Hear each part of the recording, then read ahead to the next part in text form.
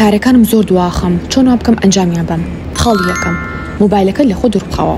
خاڵی دووهەم شوێنی کارەکەت لە ماوەی خولەکێکا ڕێک بخە. خاڵی سێهەم ئەگەر 20 پلانێ هەیە بۆ ڕۆژەکە و تەنها بیر لە یەکدانی زۆر گرنگیان بکەرەوە. خاڵی چوارم ئەگەر پێویستی کرد شێوازی بەستنی قژت یاخود جلەکانت بگۆڕە، چونکە مشکە گۆڕانکاریە بچووکەکان قبوڵەکە و ئەوەی ئەمانێتەوە تەنها ئامادەکاریە بۆ گۆڕانکاریە گەورەکان کە ئەنجامی بێ وەکو ئەنجامدانی کارە تاو نەکراوەکانە. خاڵی پێنجەم سێ جار هەناسی قوڵ هەڵمژە. خاڵی شەشەم کات ڕاگرەوە بۆ ئەنجامدانی کارەکانە بە هاکەزایی کاتی زۆری بۆ تەرخان مەکە. خاڵی حوتەم بەخۆت بڵێ تەنها 3 بۆ 5 خولە خەریکی ئەنجامدانی ئەم کارە ئەبم، دواتە سێرێکی ئەو نەقورسیش نییە بۆیە کات زیاتر تەرخانەکەی تۆ بووی.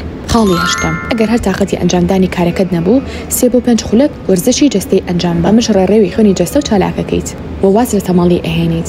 خاڵی نۆهەم واز لە زۆربیکردنەوە بهێنە، وەرەقەیەک بهێنە هەر شتێک هات بە مێشکا بینوسە تا ئەو هەموو پەستانە زۆرە لەسەر جەستە و مێشکە نەمێنێتەوە. لە کۆتاییشە ئەم دوعایە چەند جارێک لە ڕۆژەکەتانە بخوێنن.